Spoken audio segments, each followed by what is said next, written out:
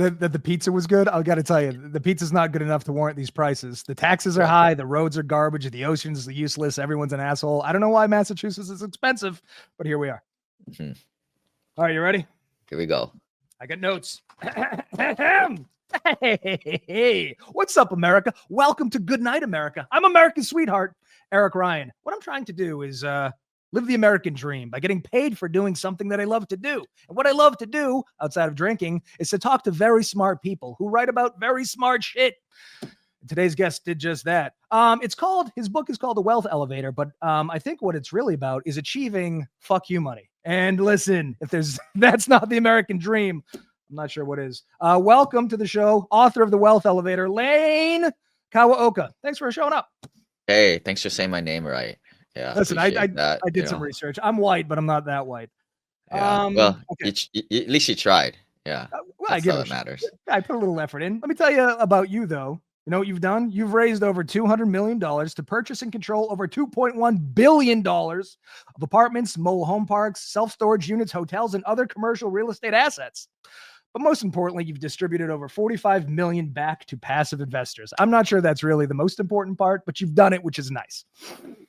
We're going to ask 7 questions here because I think that's important. These are the 7 questions of doom. Number 1, fuck you money. This is something that you reference in a podcast of yours, which this is wild. So like I mentioned off air, I went back and I listened to your very first podcast, and you've done something like how many episodes of your own thing? 480? Too many. I don't know what I talk about every single time. Well, listen, if you've done 480, there's no way you could possibly know.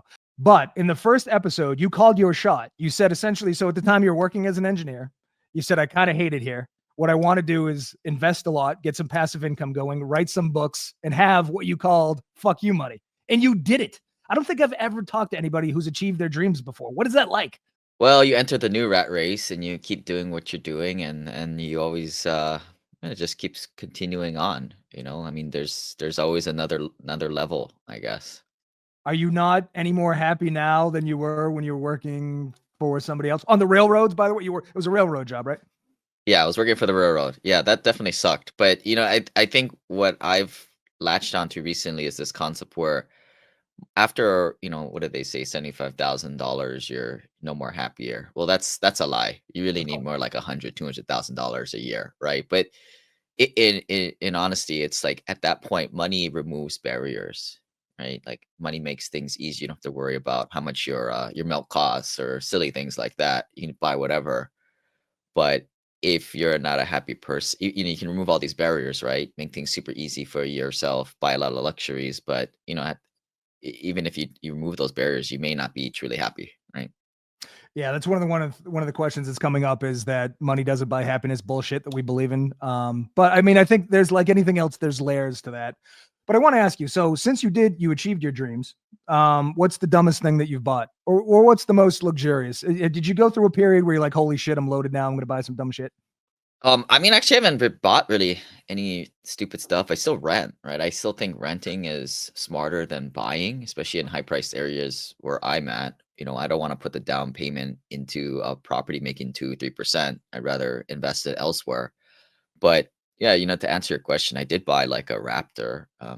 It was Okay. kind of one of those things I always wanted. Back in the day when I was working construction, all the guys aspired to that. I had these magazines on the table with it. So I justify it as something safe, but yeah, that's a stupid purchase for sure. I mean, who needs that thing?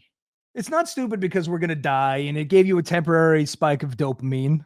Didn't it? I mean, this is the thing. This is my problem with this idea that like money doesn't buy happiness is we think that if you buy something, it's going to permanently make you happy. Nothing is going to, nothing. So just accept that it's going to temporarily make you happy and be happy with that.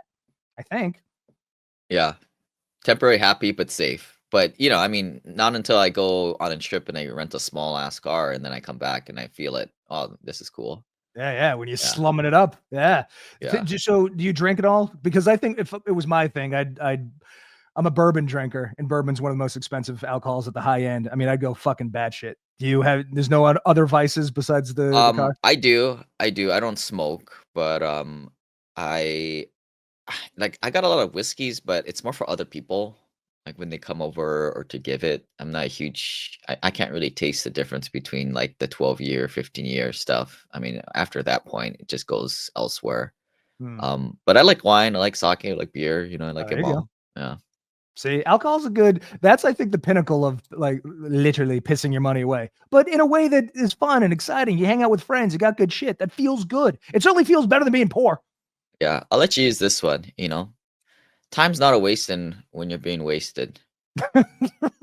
I'm sure somebody very smart said that. Did you come up with that? I think I've heard it elsewhere, but truthfully, right? Like I think a lot of people these days they try to not drink at all because it's pretty bad for your health. It's probably better to smoke weed or like do edibles than to do alcohol in from a health standpoint. I'm not a doctor, but I mean, I think at the end of the day, social relationships are the currency of the wealthy, and if Mhm. you like to throw back a couple beers or a few drinks with people, I think that's great. Um, I mean, I think my thing is if I'm gonna drink something, I'm not gonna drink too much. So I'm gonna drink something nicer. Exactly. If you're going to kill yourself, do it in a classy way. Here's the other thing about that health thing, and obviously drinking is horrible for you. If you pay attention to any study, they say like no amount of alcohol is good. But here's my pushback on this point. It doesn't unless unless you go batshit crazy. The years it takes off aren't 20 to 30 or 30 to 40. It's 80 to 90. And I don't want those years anyway. So I think it's a pretty good trade. Yeah. Well, they say the octogenarians are the ones who drink, right? I mean, they like to throw back maybe one or two an evening because they're happier. I think at Yes. the end of the day, like people are super like recluse, right? I I mean, know. even an introvert like myself accepts the fact that, you know, people are a lot happier when they're having fun with other people. And, I think that's what money does, helps unlock some of those barriers so you can So just you can hang out. I know, right? Instead of being stressed out, miserable, and lonely all the time, you have time to enjoy life. And then you can do it in a luxurious way. There's nothing wrong with this. And two, I think that the super old people in the blue zones, I think having strong bonds like the Okinawan women, have you seen these people? They're like essentially assigned friends at birth and they live throughout their lives together. That has a lot to do with why they live so long. yeah, yeah, but they for some reason, like, the scientists, like, zero down on the whole, like, Okinawan sweet potato as the thing and low glucose or whatever, but it's everything. I mean, it's the relationships you carry, it's your habits. I mean, it Right. Well, it's because they want to talk about the sweet potato because it's measurable. The idea that our soul, which they don't believe in, needs some sort of spiritual gathering of friendship. You can't measure that. It doesn't go on a chart, so they don't want to talk about it. But it's true. It's exactly. absolutely true. I think that's the reason COVID killed a lot of older people. I think my grandmother, yeah, she wouldn't be alive today, but I think COVID, she didn't get it, but she was isolated in her house and certainly didn't help. Okay. Right. Fuck you money, we've been covered, although I think we're going to circle back to fuck you money. But here's the other thing. So I need to understand this. I'm a big dumb dummy. Here's the thing about the wealth elevator. It starts in the basement and it goes to the penthouse. But I think for this show, we're going to stay in the basement, I think, if you wouldn't mind, because I think that's where most people can relate. I think it gets less and less as you get to the top, right?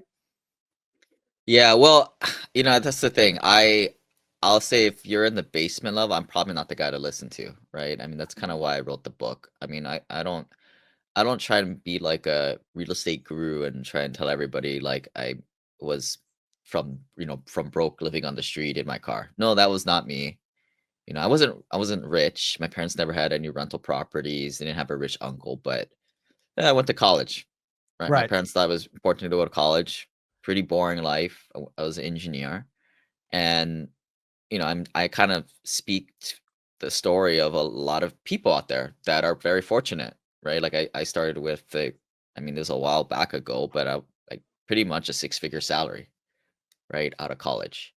And because I was pretty frugal with my money, able to save 20, $30,000 per year, which I think is probably puts you in the 1% right away. Right. And that's why I wrote the book because nobody wrote a really book about folks in that subset, right, of budding multimillionaires, first generation multimillionaires, right? Parents never gave it to them. Well, they gave me a college education. I guess so. Hopefully, mom doesn't listen to this. Makes her feel good. But I mean, I was lucky. I was lucky, right? But most books out there are written by Susie Orman, Dave Ramsey for the masses who are making less than $50,000 a year or just can't keep a freaking budget, right? Can't manage to save more than they spend. Right. So I guess okay. So this is why what's really impressive is that you figured this out. You weren't gifted into this lifestyle. You figured it out. But this is okay. This is what fascinates me about, because I think, there was a whole house flipping thing. We went through a house flipping phenomenon for a while where everybody was obsessed with this idea and the like. We know that investing at a macro level is the thing that's going to, make us money and make us, not have to work every day. But this is the reality as far as I can see. So I looked up some numbers. In 2023, the average median income for the American household was $80,000. According to a CNBC article I read, 63% of Americans can't come up with $500 in case of emergency. So this is, I don't know how true that is, but even cut that in half, that's pretty scary. In the basement, and again, this isn't a judgment. It's just, it's fascinating. In the basement area of your wealth elevator, you're saying you need to make $100,000, and then you also need to have the ability to save between $10,000 and $25,000 to then use that to invest in real estate, right?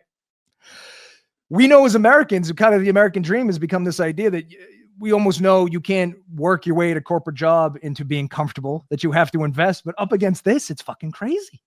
Who has 10 grand to just, and then, okay, this is what I need to know about the actuality of the situation. Let's say you're talking about residential renting, residential buying, and then renting. So you need money to put down. Yes. So that's what you're ostensibly saving. Then once it's down, that's a big chunk of change. Then you're dealing with high interest rates these days. Then you have to find tenants, I assume. And then you have to charge them certainly more than the mortgage because you want to make something. But then is finding tenants that are going to pay, it's not cheap these days. It seems that the margins are small. Then you got to make sure they pay. And then a boiler's going to go, a roof is going to go. Some disaster's coming, is it not? Are these not does this make sense? Is this what actually happens? Pretty much. I mean, it's razors. It's the margins are razor thin, right? Like everybody thinks that, oh, my landlord's like getting paid hand over fist. They're absolutely not. In most cases these days, I would say most places, they're probably losing money on a monthly basis in terms of cash flow, which, I mean, just to give you some real data, like when I bought my first sets of rental properties from 2010 to 2015, I was buying properties in like Birmingham for $80,000 that rented for $900 a month. Okay. Today, that same exact property would rent for pretty much the same damn thing, maybe $100 more. Let's call it 1,000 to make numbers easy, but that would be like $140,000 with higher interest rates, with taxes, insurance almost doubled that it is today. All right. So because that was my question, because again, I just took our two states because I know they happen to be 1 and 2 in terms of the cost of living. So the average cost of a house in Hawaii right now is about $841,000. The average cost of a house in Massachusetts, and this is low, I don't know where they're getting this number from, is $627. If that's the case, and I'm renting houses to people, they're paying a big ass mortgage. So I'm glad that you said it was Birmingham, because you got to find a sort of a sweet spot where you're not charging them $4,000 a month and making $50. But even in Birmingham, you're saying it was only 100-ish. That's crazy.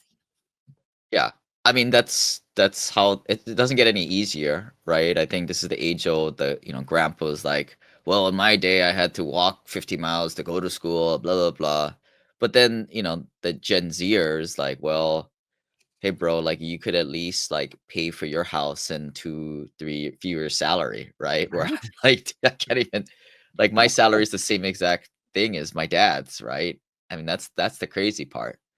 That's But like I don't want to go down this road because this is what everybody does and complains. I'm more about like there are people out there who have the ability to get to that next level. And as long as you save $10,000-$20,000 a year, which may sound crazy, there's quietly people saving $50,000-$100,000 a year that weren't born with a silver spoon. Oh yeah, no, I'm saying I think it's fascinating to have somebody who again wasn't born into this but figured it out. And again, in the book, it's you don't make there's no illusions about this being a get rich quick scheme. It's going to take time. It's going to take time to save, and then it's going to take time to make money on the rental properties, and then it's going to take time to buy multifamily units, and then it's going to take time to buy commercial real estate. So everybody looks at the end product and goes, "Oh man, easy. Just got to invest." But it's much more than that. Yeah, it's not a get rich quick scheme, but I tell you what is, and what misleads a lot of people is like a lot of these fake online gurus. They try and get people to flip houses, like all these silly HGTV shows, right? Like Yes. most of those guys are disorganized and inept at like managing contracts, and they can't even find good, starter deals to get started. Um, but they teach all these courses to people who don't have any money and are broke. They sell them on hope and dreams. Right. It's the Like, bullshitification of the industry, and yeah, everybody thinks they can just do it. It's yeah. because I don't, Hollywood. I don't teach any of that stuff. I never did that stuff. Yeah. To me, like if you have a good paying job, you should focus on that job, dude, and not dick around with all these things that all of these like entrepreneurs are trying out, such as Entrepreneurs. wholesaling houses and flipping houses. My whole thing is if you're on the first floor of the wealth elevator getting started, you just save up 20, 30 grand and you go buy a little rental property, right? 20% down payment to buy $100,000 house, essentially. And like you said, you just rinse, wash, repeat until you get to accredited investor status, which is kind of where I got around 2015 ish. So there's that. And then, so that's residential and commercial. That seems freaky too, because you've mentioned in a few podcast appearances that it's down 30%. Commercial's got to be the same horror story in the sense that you need to find tenants that are going to pay every month. Then you have COVID hit and everybody's working from home. That's going to be, it's going to be a little scary. Yeah, I mean, it came down for different reasons, right? Like the loans in the commercial real estate world are a lot shorter, so 2 year, 3 year, under 5 year. Where residential real estate, you don't have those corrections because it's on a 30-year mortgage. That said, I'm not a residential real estate expert, but I think that you have a reset coming here. But you've already had it with commercial real estate, so with commercial real estate, I mean, here's why I invest in this stuff, these apartments. The rich are getting richer, the poor are getting poorer, the bifurcation of the rich and poor, blah, blah, blah. You're going to need more and more apartments because, the Mm. apartments cater towards the lower middle class. I'm not a slumlord, but I certainly think that you need more and more like good housing between $800 a month and $1,200 a month in Oh, places like Texas or Florida, places like that. I know that would probably be a slumlord in like, New York or California, but what we're not wouldn't buying exist? Yeah, properties. exactly. We don't buy properties in blue areas too, Mm. because we want the landlord friendly laws on our side. Mm. Interesting. That's smart. I would never buy like $1,200 in Massachusetts would get you a refrigerator box on the corner of, somewhere in Dorchester, Yeah. and you wouldn't want to live there. Yeah. But I mean, in Texas, I mean, that buys you a nice, like, almost, maybe a decade or two old apartment, 900, 800 square feet, which is a little small for Texas standards, but that's what people want these days. They want the new and nice amenities, and they can give up a little square footage is kind of the long-term trend. But, we're talking about people, you know, getting started in life, younger families, or, the guys older than 50 that are single, perpetually Right. single, guys and gals, or I guess older men and ladies, I suppose. But, that's the population growth in the future is increasing, but more so in the lower middle class, right? Because I guess you probably consider me middle class, or my family was. Hmm. That middle class is being shrunk down and becoming more part of the lower middle class. I don't. So when I got out of college, rent was around like $800. I think before my wife and I bought the house, we were paying like $1,100. That's what people in their early 20s and later in life should be paying to live in a box, and that just does not. Certainly in Massachusetts, there's nothing even close to that anymore. So these kids graduate college. Speaking of college, that's the next question. Hundreds of thousands of dollars in debt. And also they have to pay $3,000 for an apartment. That's like, why? Who thinks this is sustainable? Oh, they'll pay it. Well, What other they have to. option? What other What's the option? option Hey, is no. there? You know? Yeah, it's not good though. Yeah, but people will pay it, right? I mean, I Well, think that's why that's that trend, right? Like the American dream. Bush had it in his head that everybody should own a rental. We all saw that what happened with that, right? They gave a bunch of just ninja loans, no income, no job loans to people, and that created the 2008 financial crisis when that bubble burst. Now we're kind of seeing the other side of that where nobody can buy a house to rent, and then now you have the corporate landlords owning a lot of the housing stock out there and renting it out.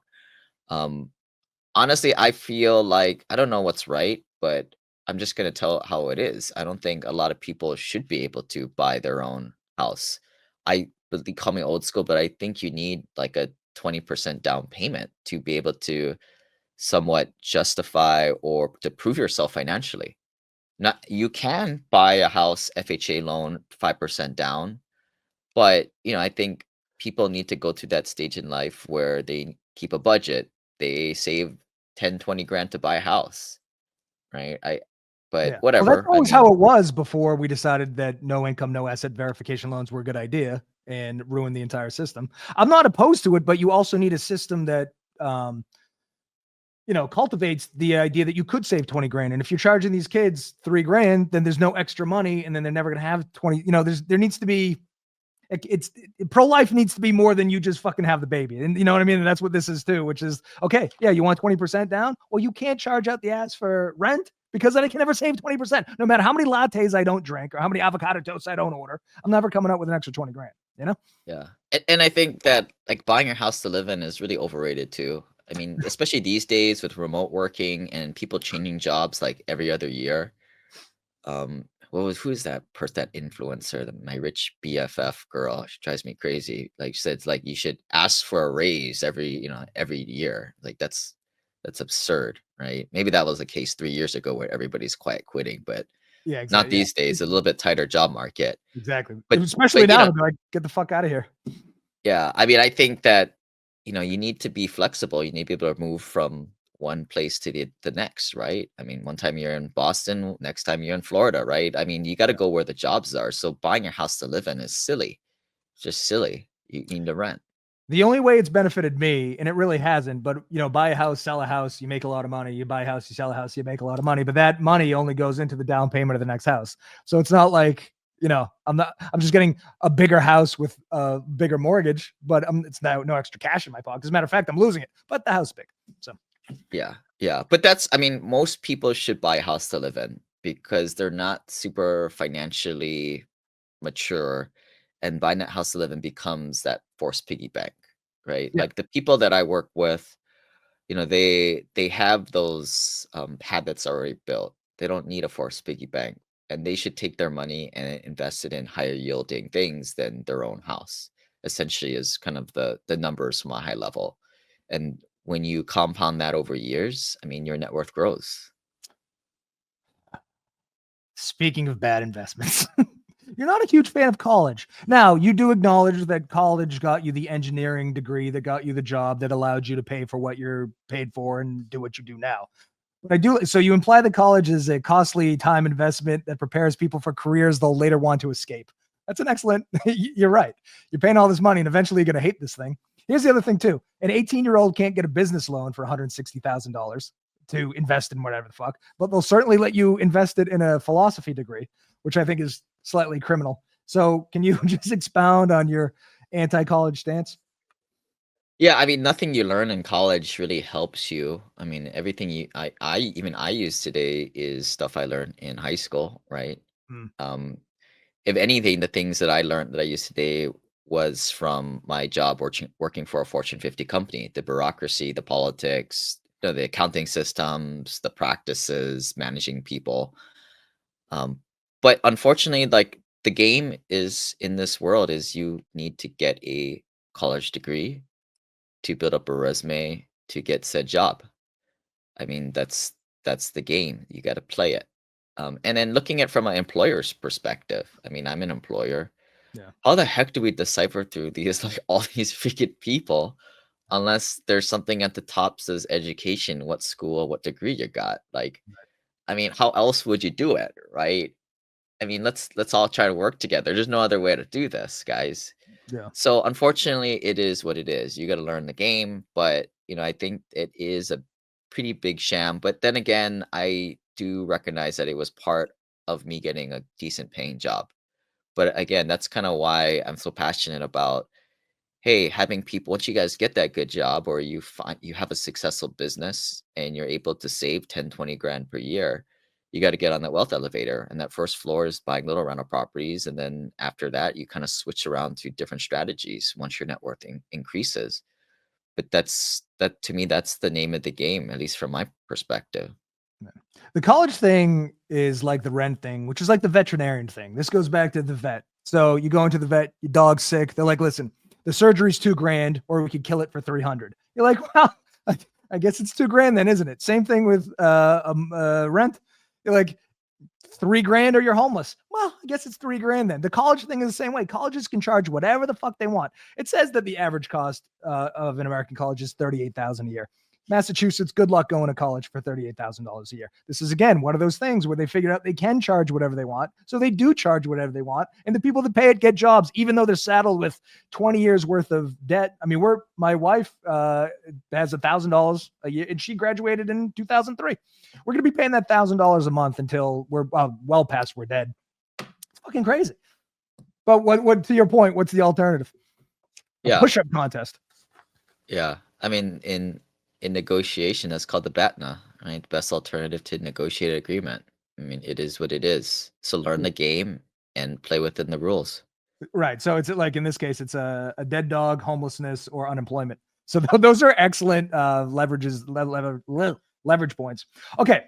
Not only do you not really like college, but you also have a general fuck Wall Street and fuck 401k stance. Is this correct? Yeah, and I think that's the big thing that I uncovered, right? Like when I went to started working, they bring the Vanguard guy in and they kind of brainwash everybody. You get the company match, which isn't that amazing in reality. And you invest through this traditional wealth building system. But what they don't tell you is that Wall Street is kind of built off of, them investing your money and taking heck of a lot of hidden fees and expenses. And I didn't realize this until, maybe 2015, 16, when I started to interact with other accredited investors, right? Guys who are $1 million or greater. And I started to realize, like, all these guys were like myself and had a lot of rental properties, and they all had pretty much taken their money out of that traditional wealth building stuff. In a way, like it was kind of a big realization. It was something I kind of came to myself, but unless you see other people doing it too, right? You don't really believe it. You just think you're a little weird.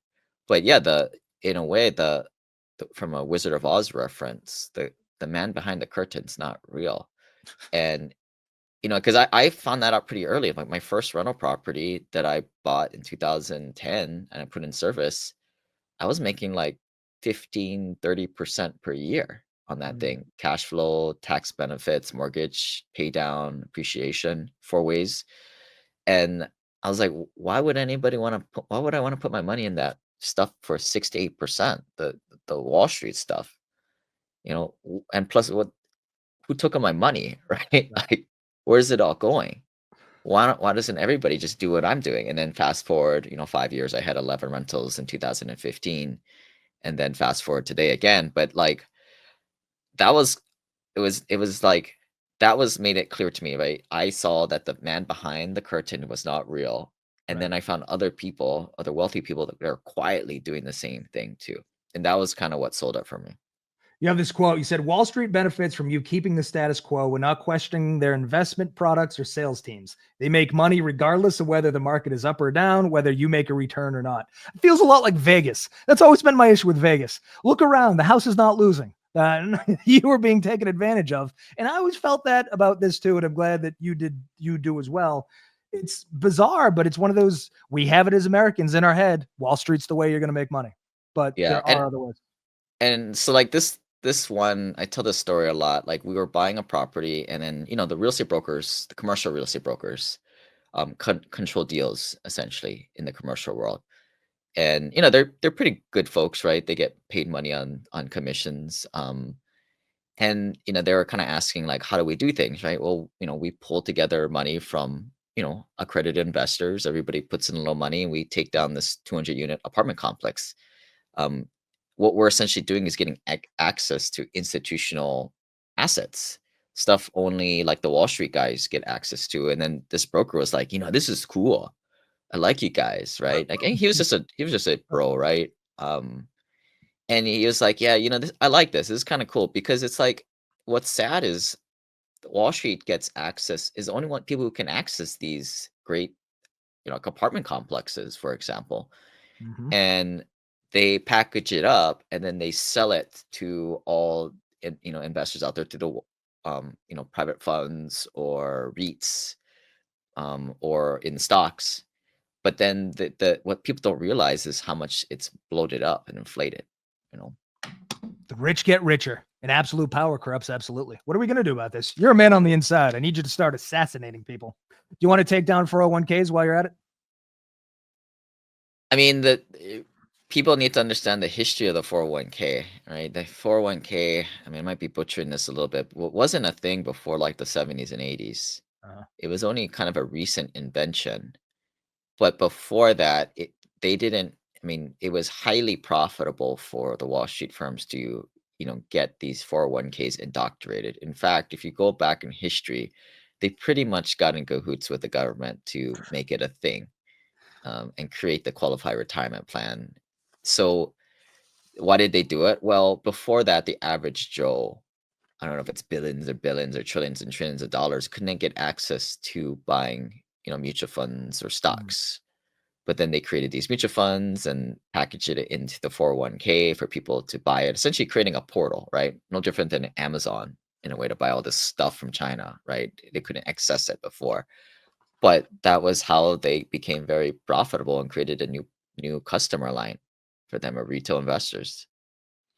And what a way to benefit from those new customers than to tax the shit out of it. Isn't that the American way? Isn't it? I guess. I mean, I don't try to understand it. I just trying to work around it in a way.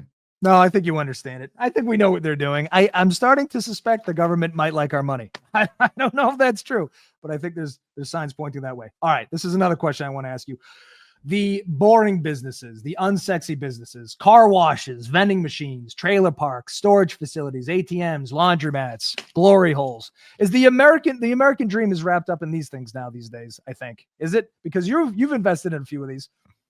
Yeah, I mean, I think it's, on the one hand, it's good that these internet influencers are talking about these boring blue collar businesses. Now that they've talked about it, you probably can't go buy a car wash or a laundromat.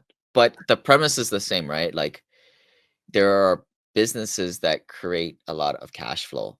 And in a way, real estate is a less profitable but less risky business, right? Like, what can be more like, it's an archaic business. You rent out these boxes to Yeah. people, right? People need a place to live. They're not making more of it. And at the end of the day, these are like, you just need to be a business owner, guys. That's the long story. That's a long story short. And you're gonna get all these tax benefits from doing it. And you're gonna be able to write things off. And if but the government kind of needs it where, like you said earlier, where people just are sitting ducks collecting a W-2 salary, Mhm. so they can just tax the crap out of that thing, Yeah. and as opposed to just you being a business operator, even if it's a really dumb business operator is renting boxes out to people. But So get with the program. people need boxes, man. All right, let me ask you that about this because you have money in storage units. I read an article once years ago, and the premise of the article was that the dude talked to like a janitor, and then his whole thing was he's going to talk to somebody who makes 7 times the janitor, then 7 times that guy, and 7 times that guy. And so by the time they got down to like the sixth 7x, the person at the very top was a storage unit franchise owner, and he was just loaded beyond belief because when people get divorces or whatever, they're hoarding. They need places to put their shit.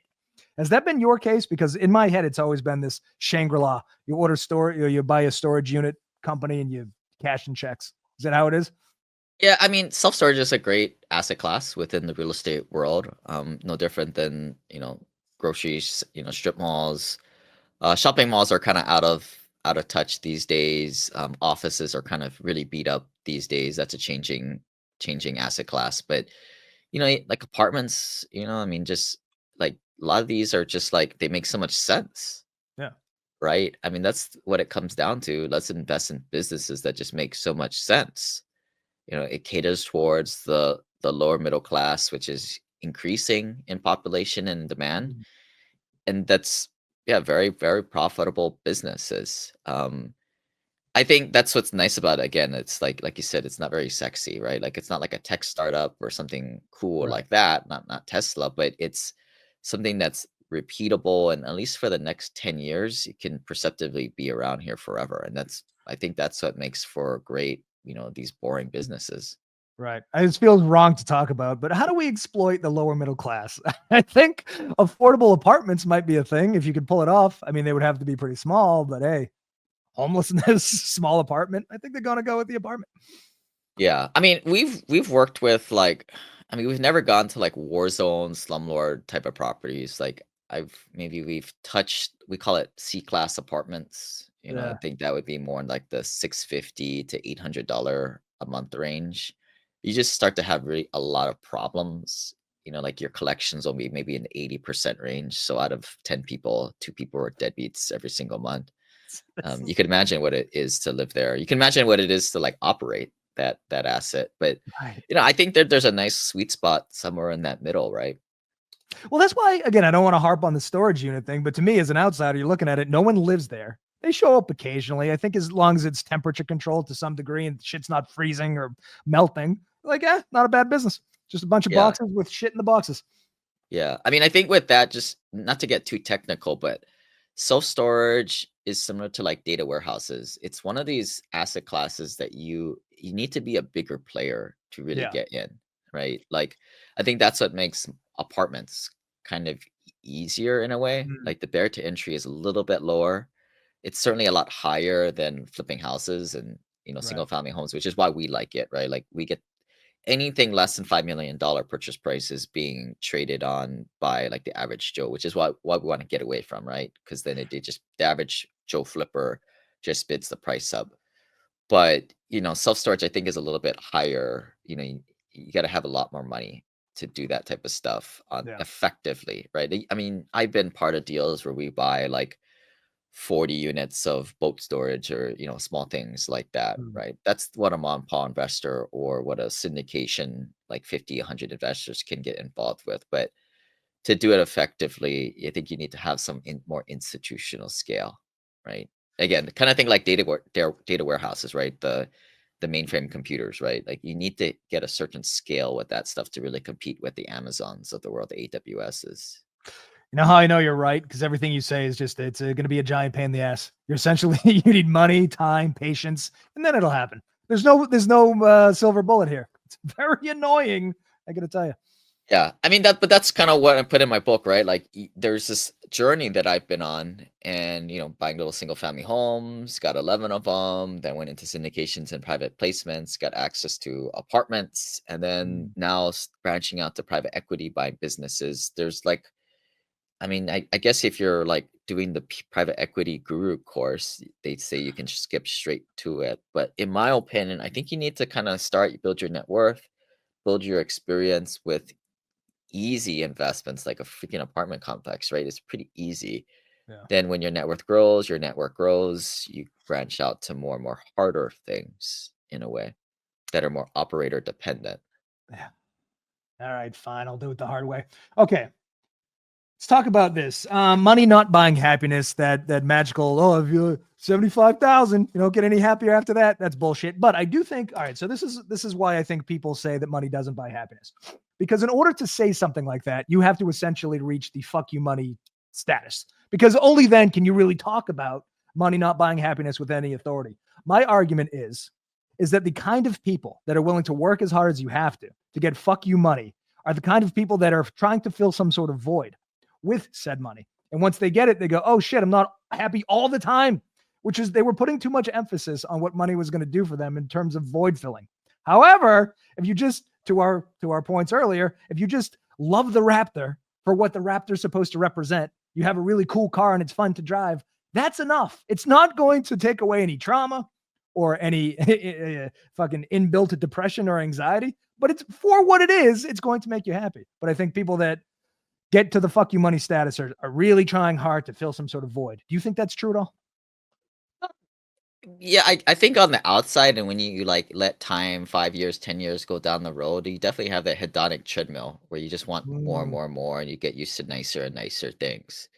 Like once you get used to $100 bottles of wine, like you can't go back, right? Right. You can't go back to $2 chuck at that point. Not even cook your food in it, geez. But I think that's I think what the key is, especially in the beginning, is getting happy because it's going to take a while, right? If you're buying rental Mm, properties, even if you're investing in syndication, this is going to take like 5, 10 years to yeah. get you past the beginning stage. So you got to get freaking comfortable with this. Hmm. So to do that, you need to kind of get used to a smaller expense burn. I mean, like I don't really spend too much money. I mean, probably a lot less than a lot of my clients in reality, but that's kind of the reason why I got here because at the end of the day, the big number like when I like to talk with a lot of, investors on the front end and I get to know their monthly burn rate, right? Like what they make versus what they save. Most of these guys they'll make like 200 to $500,000 per year.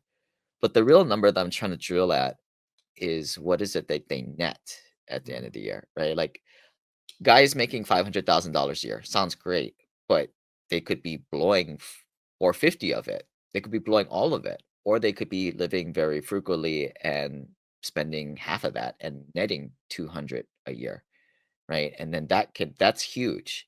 When I started to work, um, I started to rent my house out, and I didn't live anywhere, right? I was a young single bachelor at these times, and for like 4 or 5 years, I was saving like 100 grand a year, and that's what really pushed me pretty quickly in the beginning. I would probably argue in the it always makes sense because of compound interest to do this stuff earlier rather than later.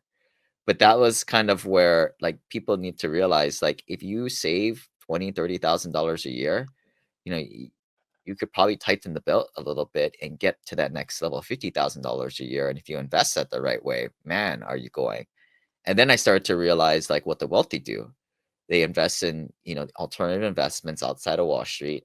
Mm. They trigger these great tax strategies that go well beyond the lame 401k, Roth IRA stuff, pay way less taxes because of the real estate's kicking off all these passive losses to offset other passive income. And then they're doing this privatized infinite banking scheme too that's also getting a little bit extra on the side too. So Right.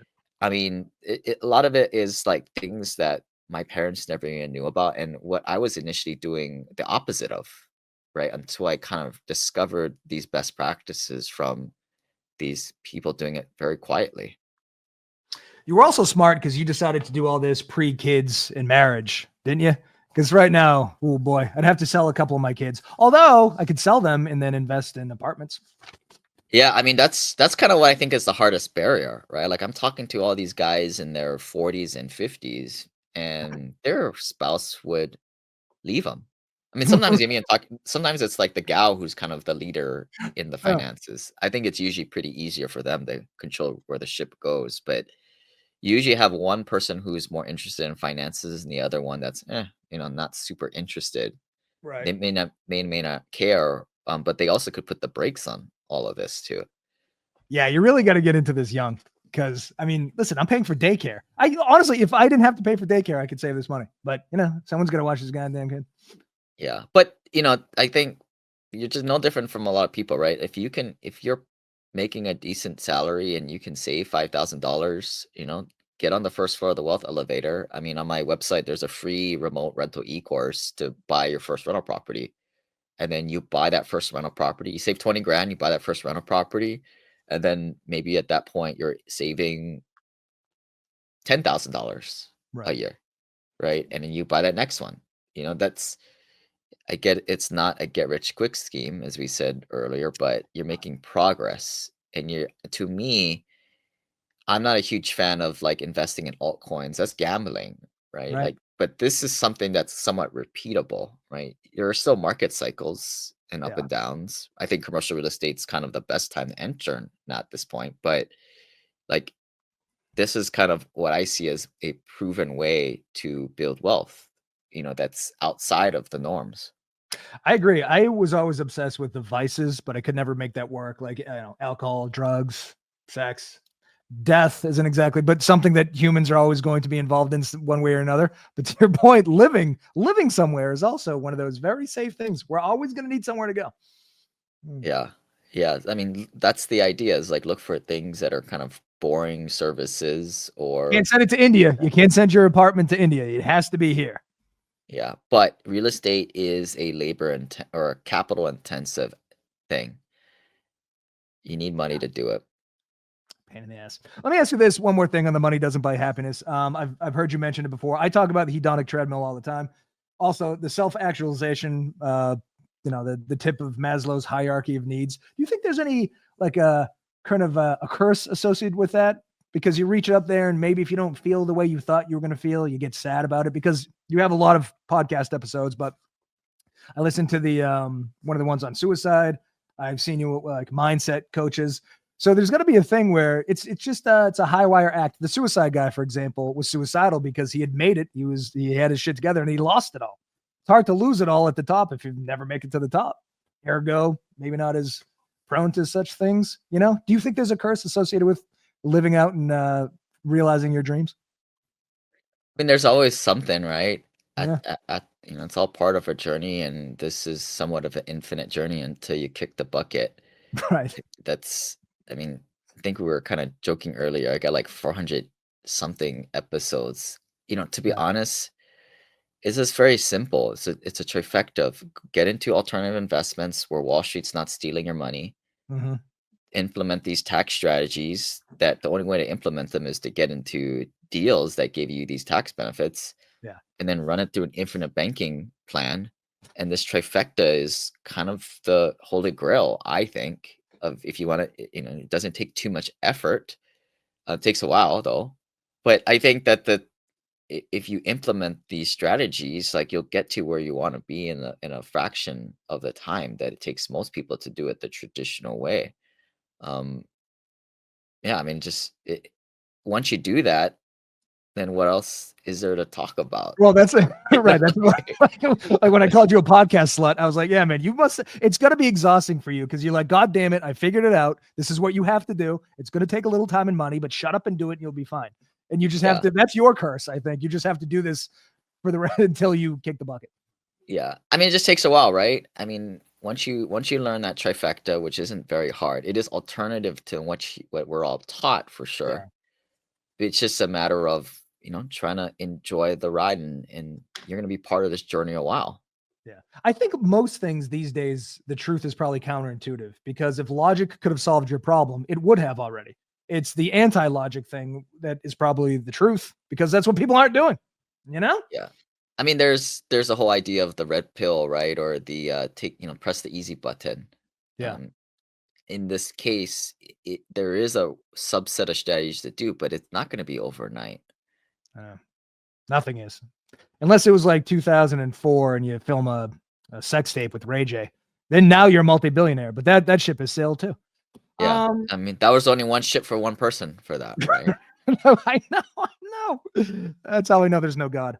All right. Last question, because I don't think most of us know, and I don't think I'll ever find out. What are super rich people like? Is it, how cops generally only hang out with other cops because they've seen shit, man? There's certain subset of people that can't really hang out with people outside of that because they just don't know what it's like. The super rich, are they like that? Are they just hanging out with each other because they don't want to be asked to borrow money, or the hanging out with the peasants is unpleasant? They can't afford the $100 bottle of wine or whatever. Are they? Do you become different with lots of wealth? Maybe I'll define kind of the people that I hang out with. I mean, a lot of people I hang out with are first gen multi-billionaires. They created their own wealth. Some of them are the second generation. Yeah. But I don't really hang out with the old money, right? The third, fourth Mm, generation. These are the guys that are probably 50, 100 million plus net worth at this point. Um, to me, I think I enjoy the energy when you interact with people that are the people, you know, growing their net worth or made it. right. And I think that's, you hear this saying, right? Like everybody's going through life on different trajectories. Find people who are going in your direction and hold on to them as long as possible. Right. You know, so to answer your question, people who are first generation multimillionaires, who didn't start out with much, like there's some cool people, right? Like they have good values, hard work ethic, grit. they're very humble Mm, because, like any journey, there's lots of ups and downs. There's right. market cycles for an investor all the time too. So I think that's, I mean, and we said at the top, right? Social relationships are the currency of the wealthy, right? Those are the people you associate. There's a lot of people that never get started and they just bitch and complain and watch the news way too much, and never go anywhere. And maybe that's part of the reason why people that I interact with don't hang out with that type. Yeah, But look, you got to find your tribe.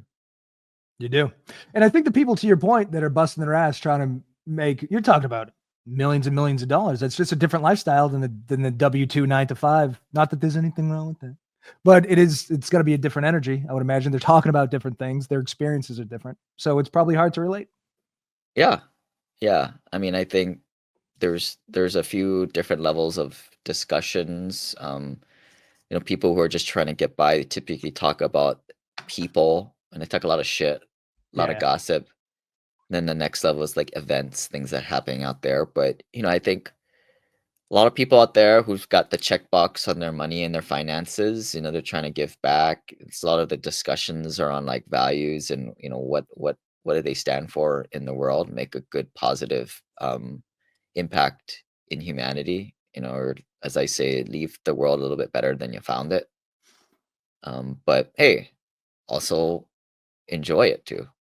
That's right. When they talk about the check engine light coming on their 2015 Civic, you're like, ugh, fuck out of here with that shit. I drive a Raptor. Well, listen, you were great. I feel like you've taught me something here. Implementing it's going to be the difficult part. But god damn it, if I want to hang out with you and your friends, I have to. Yeah, You want to check tell out the people? book, There you The go. Wealth Elevator on Amazon. If you don't know how to read, you can email us, team at the Wealth Elevator, and we'll give you the audio version. If you don't know how to read, but you have 20 grand laying around, you have the audiobook. Yeah. Perfect. Yeah. I don't know how you would get it on your phone, but Listen, maybe you're we just can't, lazy like me and I don't like to read. I can't stand reading myself, that's so I odd for a just guy listen that's to written everything. 2 books, but listen, it takes all kinds, I suppose. Yeah. But thanks for having me. Appreciate it. It was fun. Thank you. Do me a favor, stick around in the green room for 2 seconds, and then I'm going to log off. But we'll be back tomorrow. Good night, America.